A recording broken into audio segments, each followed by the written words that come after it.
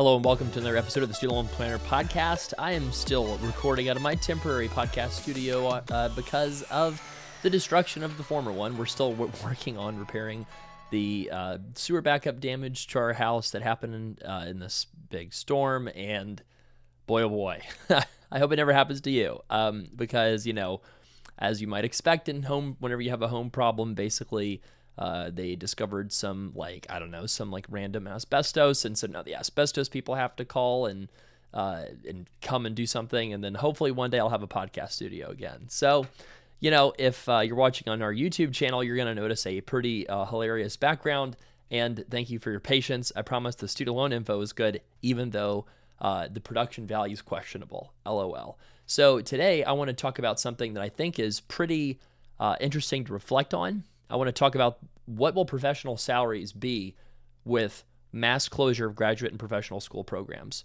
right? I think this is a fair question to ask. I don't think it's a mean question to ask because I think it's just about objective reality that we're going to be living in when the Big Beautiful Bill provisions get enforced starting in July 2026. I want to talk about some things. I'm excited to talk to maybe even some aid administrators from graduate and professional school programs to think through, how are you going to be handling this? You know, what are you thinking about in terms of the risk to your institution, but also the risk, frankly, to a lot of people's jobs? I'm going to be real honest that I, feel the stress of a lot of professional financial aid folks with all these changes that are going to be hitting higher education. I mean, obviously, my wife works at a institution of higher education, and so, there's a lot of question marks right now, to say the least, about all the different things that are going on, and will there be layoffs, and how will this impact higher ed? So, I mean, I think this is a very relevant thing to talk about, given that we talk to graduate and professional borrowers on this podcast for the most part. So what do I think is going to happen? So think about the OBBB. I'm just going to call it I'll just call it the Beautiful Bill because it's easier to say. So the Beautiful Bill, which, can be absorbed with a sense of irony and amusement, by the way, if you want to, me calling it that. But, basically the big change that it makes is capping graduate and professional school borrowing. Really, professional school borrowing is capped at only $50,000 a year. Professional school borrowing capped at $50K a year. That's $200K in aggregate. That's going to apply to anybody who starts a program of study after July 2026. Now, before that, you get a 3-year grandfathering in window where you can borrow the old loan amounts up to 3 years, or the completion of your program, whichever's like sooner, basically, right? The expected completion to your program. So what I am interested in thinking about is, the people joining the fall of this semester, this fall upcoming, really starting right now, right? The people starting their graduate and professional school programs right now will be able to borrow the remainder of their programs in full, I'm pretty sure. Now, if I misstate something, I'll correct it in a future podcast, right? But generally speaking, the people that are entering, NYU dental school this fall should be able to finish out borrowing their $150K a year. I think it's actually maybe even $160K a year total now, something like that, until the end of their program term. But if you're enrolled after July 2026, you are capped at $50K total loans per year, and that's applicable to anybody who starts a program after July 2026. So let me make some predictions. One thing I think is going to happen is people who are going to these higher cost programs, I think the schools are going to realize, oh bleep, we need to start people in these programs June 30th, 2026. I don't know if some institutions will be able to do that administratively with their bureaucracies, but there's a huge incentive for like a Georgetown Law School or a NYU or somebody that isn't bound by like some state, big regulations that take forever, to say, hey, we're going to start everybody as the summer term, because we can get people loan limits of $160K a year instead of $50, and people actually be able to attend, and they'll just have to hope and pray that they can borrow for their 4th year, because the borrowing amounts are capped, for 3 years.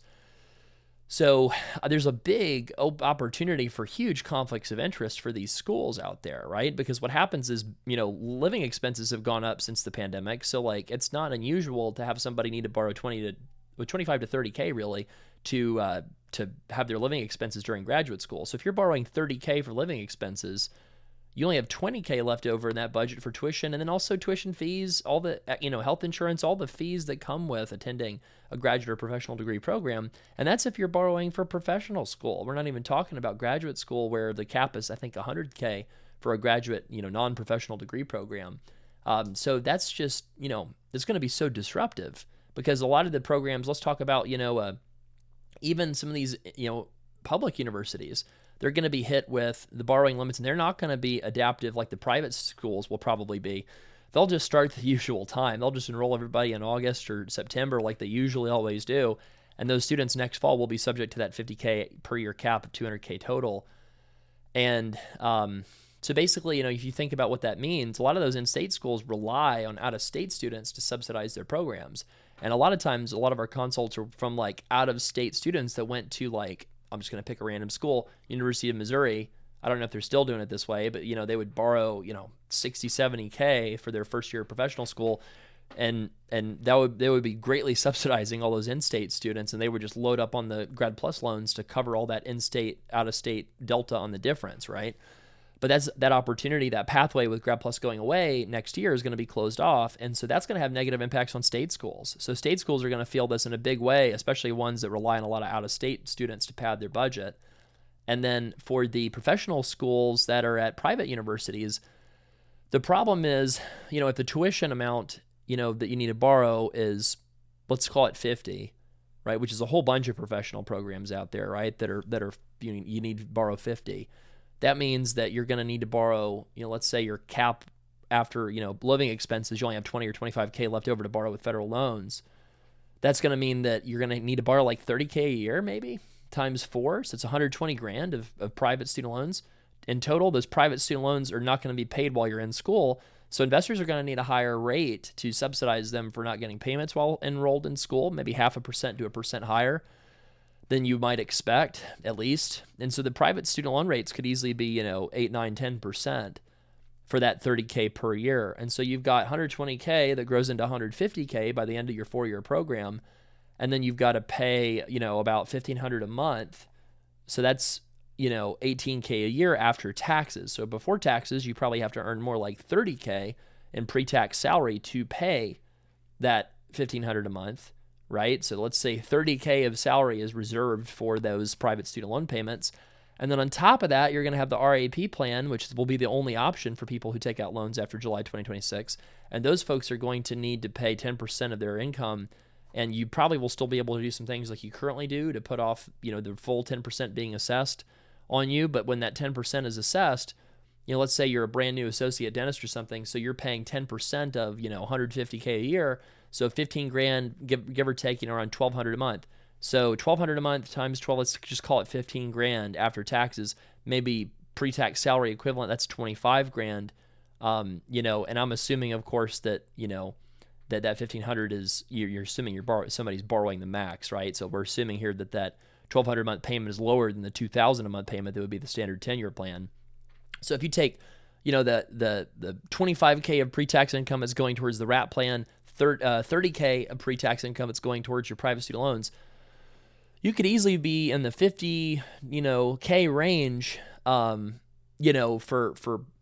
a salary going to loans. So if you go to like dental school and you make 150K a year and you're losing, 50K of your pre-tax salary towards loans, so your pre-tax, like you're netting, 100 at that point. That's kind of a rough trade. Now, I think it's still probably a good trade long-term if you're comparing that path to just being, an undergrad only grad that just goes and gets your, your undergrad degree and works in corporate America, right? Like you probably do have more upside potential still, even in that scenario where you're having to borrow, 30K a year of private student loans. You're still probably better off financially because, think about the math that I just ran. 100K pre-tax salary is 100K more or less than you'd make as an undergrad, making 60K a year. Well, it's obviously a lot more, right? Do you have a lot more upside as a dentist to do it in a practice ownership scenario, working in a more rural area, have an income that's twice that amount? Or if you become a practice owner in a good spot, maybe it could be 3 times that 150K amount. I've certainly seen plenty of dentists that have that income that have worked with us over time.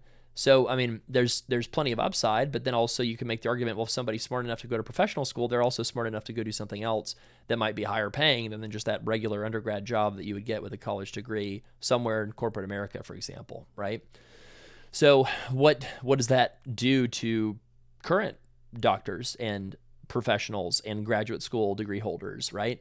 What it does is it's going to mean that certain schools, like the one that needs somebody to borrow $30K a year, I mean, maybe somebody's willing to underwrite that. But if you have somebody that's graduating with a greater than 2-to-1 debt to income ratio, which is honestly most dental schools and most vet schools and most medical schools is a little bit unique case, right? Because of the residencies and such like that. But most professional programs out there, in many cases, have people graduating with more than a 2-to-1 debt to income ratio, and that's because of Grad Plus, and it's because the schools that put out the most graduates in many cases are the ones that popped up after the Grad Plus program came out in 2006 that allowed for unlimited borrowing. So as an example, you can see this in the number of pharmacy schools. So the Pharmacy School Association puts out a really good survey of like how many pharmacy schools there were by every year. So it's really easy to like research this historically compared to some of these other programs that I've found that are harder to research. And I did this, obviously before ChatGPT existed, so it was a little bit more manual back in the day. But I remember this because it was flooring when I saw the results. Back in like mid 2000s, there were like 40 pharmacy schools, give or take.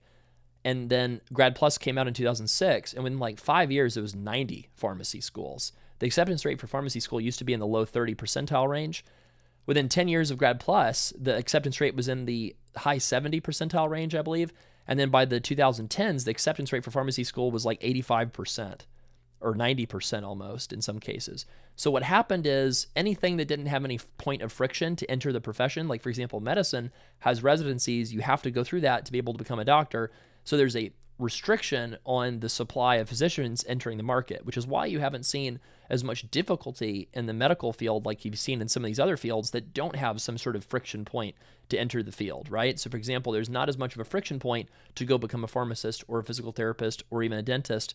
It's only the number of schools. And so, why have, pharmacist earnings been a little bit more slow growth than you might really think and hope for? Well, a big reason for it is because the number of schools tripled. It went from 40 schools to 120 schools. When you have a supply shock that causes the number of pharmacists to double or triple, if that supply is greater than, the increase in demand, which I think you maybe could make an argument that in some cases it doesn't really matter, because what happens is if you have a big supply, shock where you're introducing way more graduates, salaries go down or they are going to grow more slowly, right? Employers that employ people with those degrees have a lot more leverage because they have a lot more employees to choose from, right? And so a lot of people get frustrated by, Delta Dental, for example, or, private equity in the veterinary space, or, pick your poison of any number of like annoying employers that have a lot of leverage over new grads in any given professional field, right? A lot of the reason they have that leverage is because of Grad Plus. It might be kind of weird to say that. Some people might be upset by hearing that, or maybe disagree rather, and we could certainly have a reasonable debate about it. But when you have way more people entering a field, then effectively what's happening there is just, if you have way more people enter a field, you have the supply shock, and then you're going to have more people that are driving down wages in the field because you have so many graduates. On the plus side, getting a professional degree is still overall a really great deal, especially under the current student loan rules that existed before this beautiful bill. If you just paid 10% of your income, then all you have to do is take your after professional degree income, take away 10%, take away a little bit more for saving for the tax bomb, and then compare that to what you would have done if you hadn't gone to that program. And literally like 95% of the time, it's a great investment. 95% of the time with the old IDR rules, going to professional school, net of what you're paying on student loans and tax bomb, was more, or even in most cases, it's at least double what you would earn as an undergraduate only. Not in every field, but in a lot of fields, it's like 1.5 to 2 times as much after adjusting for the student loan deductions from IDR. Right? So that's what we always say. Well, student loans, a worst case scenario, are just an income tax, because that they are under the old loan regime that's going to persist, luckily, for existing borrowers. But for future borrowers, you're going to be stuck with the decision of, do I borrow, $30K extra in private loans per year at a high interest rate to get this degree? A lot of people are going to say, I don't like that. I don't want to do that. And in certain cases, when you have like a USC or an NYU that charge, or have a total cost of like $150,000 between living expenses and tuition and fees, no one's going to pay that unless you're from a very wealthy family, right? And I think I saw one of those schools published that they had 3,000 applicants for like 340 something spots or something like that, right? So like a 10% acceptance rate. Well, for one, a lot of those 3,000 applicants are probably applying around to a lot of different places. But then if those folks know that, hey, I'm only going to this school if I'm wealthy, then what's going to happen is the demand of people applying to these schools is going to drop off a ton, and the schools are probably going to start tuition discounting. I would be shocked if by next fall you don't see some extremely aggressive tuition discounting in the graduate and professional school market, exactly like you do currently in the undergrad market. And what's going to happen, I think, is you're going to start seeing schools giving quote-unquote merit scholarships, which actually isn't, I'm not trying to be mean, it's not a merit scholarship at all. It's them calculating how much do they think that you will pay, how much do you think you are able to pay, and they're going to give you that offer to sign up and pay that amount. That's basically the dirty little secret for any school that's not like a, the most prestigious Ivy League school for the undergrad market. Is most of these schools, not all, but most of them hire very, fancy consultants to run algorithms to calculate based off of this parent's, income, assets, FAFSA, whatever, how much do we think that they will actually pay? And then they give everybody their opening 8 offers, and the people who know how the game is played will reply back to the 8 offices and say, can you use professional judgment and increase my award, right? And then oftentimes, a lot of these 8 offices, they do that because they're just literally price discriminating, like economics would predict, to try to maximize their profits for the school. So I think the same thing is going to happen for graduate school outside of more like, the ones that have been around forever, like the big in-state medical school that's been around since 1900, whatever. Like they're going to probably go on like they've always been going on. They're probably not going to necessarily engage in as much tuition discounting, right? And if I was a graduate student or professional student that was looking at programs and I was looking at entering a program after July 2026, rather, I would be a little cautious about attending any program that started and opened its doors after 2006. Why? Any program that started before 2006 would have been economically viable under the old loan rules that had way lower limits, that had a lot more obligation to repay. That means those institutions before that date were mostly producing economically viable graduates if you had to pay back all the loans, which the model is moving towards. Now, the programs that came out after 2006, what I predict is a lot of them are going to close their doors, and some of them will survive because some of them are viable, good programs that produce economically viable graduates. But if I had offers of enrollment for different professional schools that I wanted to go to, I would put a lot more stock on a program that's been around since before 2006, and I would be very cautious especially before taking out private student loans in a program that started up after 2006. Why? If these schools close down, you will probably get closed school discharge if you're not able to transfer the credits somewhere else in your federal loans. But remember that your federal loans might be a small subset of your overall borrowing amount. So the private student loans might still be owed. And bankrupting private student loans is not going to be easy during this administration at a minimum, right? It's already wasn't easy in the prior administration, right? And so, you just think about all these complexities for students. What do you do? Do you throw up your hands? Well, don't lose hope. Right? Don't lose hope. There are going to be negative impacts from this bill. If the impacts are very negative in a way that is politically sensitive, I predict that Congress will look at making some changes once they realize what the impact of what they did actually was. So, for example, I think I looked at a bunch of different red districts in swing districts in major battleground states for Congress. I looked at a dozen to half dozen districts that had a random liberal arts college that employed a huge amount of the rural population in that district, right? And so those institutions, if they are really relying on Parent Plus loans, now that those Parent Plus loans are capped at just $50K per student, that's really low. A lot of those schools will go out of business. So, I think that what could happen is if you have some of those schools go out of business, they have to lay off a lot of the people in the districts. A lot of those Congress people that voted for this bill wanting to send a message to downsize higher education might look at the political reality of, oh my gosh, I got a lot of angry voters. I'm going to lose my race if I don't try to save my institution, by making some changes to the student loan rules. I think there will be some appetite for that, but it's not going to be there. The appetite won't be there until after they see what they already did. So, July 2026, that's the date that everything changes. For people this fall and even this spring, you can kind of a little bit go on as business as usual. I would just say I would be really careful for Parent Plus borrowers that are taking anything out in January 2026, because you'd have to be able to consolidate those before that July 2026 deadline, or you'd be in deep trouble, right? So I would say that the only people who have to be super careful about, borrowing before July 2026 are the Parent Plus borrowers borrowing in the spring semester that's coming up this year. Everybody else, though, after July 2026 needs to be extremely careful. And there's going to be a whole new model of financing higher education for graduate and professional degree holders. It's just going to be really interesting to watch this all unfold. I don't necessarily know what's going to happen. I mean, maybe I'm overstating the number of closures that might happen, because maybe there's just a bunch of wealthy families out there that want to send, on average, maybe compared to today, maybe a little bit less academically qualified students on average to become, a fill-in-the-blank profession, because now maybe they weren't getting approved, and this is all averages, right? Obviously, there's plenty of talented students from not wealthy families and wealthy families, of course. But if the students that are not from the wealthy families, if they can't afford to go to these professional degree professional programs, some of those spots will get filled by people who can afford to pay full freight, right? That might not have gotten into the school otherwise.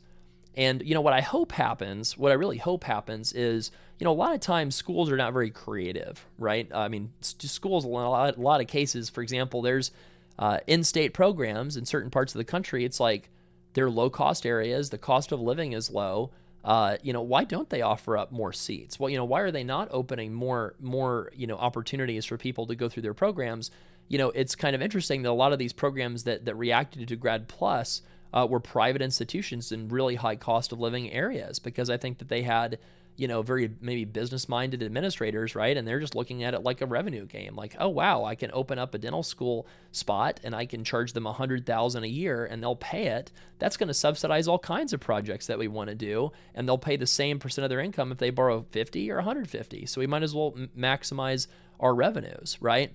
And, you have the in-state schools that kind of are a little bit less, reactive, and I think maybe business-oriented in their approach to things. I hope a lot of those lower-cost schools, like middle-of-nowhere, kind of schools that have low cost of living, will hopefully, consider opening up more space so we don't have as bad of a shortage in professional schools out there.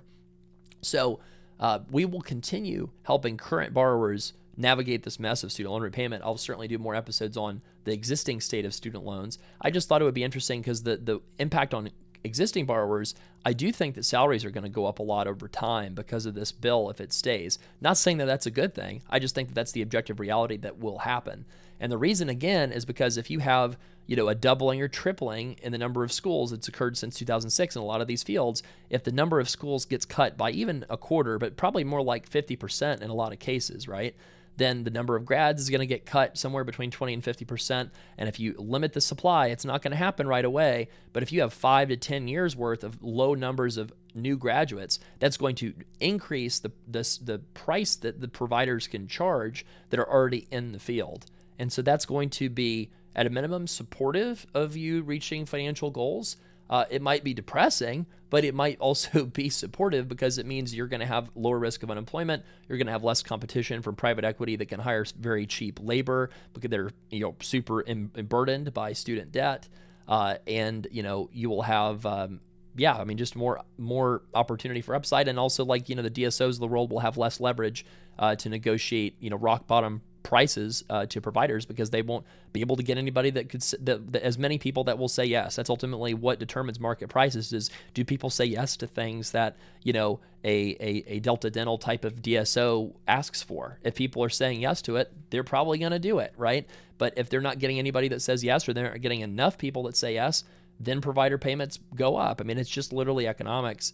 And, it's also going to make some, like I said, very unfortunate changes too about making the average student that goes to professional school much wealthier. But again, we have to live in the objective reality of what is. And I do think that, people that are worried about their job security in professional degree holding, situations, I think that you should feel very confident that your job security is pretty rock solid on average. Kind of unfortunate that it's happening like this. I mean, I remember having some conversation with somebody that was like, yeah, well, you know what? I care a lot more about NIH funding and that getting cut than I do about, getting extra benefits from the SALT deduction or, having to compete with fewer new grads or something like that. So totally valid point of view, if that's your point of view, of course.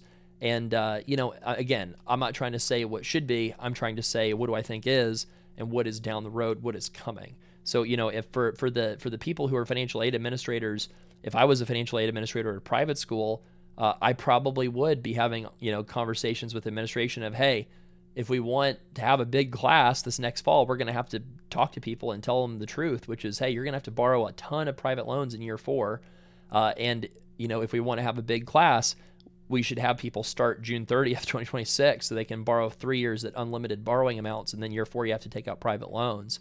And then if I worked at an in-state school or a lower cost school, I'd feel very good about my job security. If anything, what's going to happen is those lower cost schools are going to get inundated with more applications. They're going to become a lot more competitive because people are going to realize, oh, if I want to have the dream of being a doctor, it's not between this low cost school and high cost school, and I can borrow the unlimited amounts for either one. My dream of becoming a veterinarian, physician, dentist, lawyer, whatever, it might literally come down to, can I get into my low cost in-state school? And so you're going to see a lot more competition for these, in-state public programs that don't cost as much too, since people are having to pay the actual cost now for the most part. Some people will be going for forgiveness still, but it's just going to be a little bit more uncommon, right? I think that, physical therapists borrowing the max $200K loan amount or something, those probably on average still will go for forgiveness even under the RAP plan.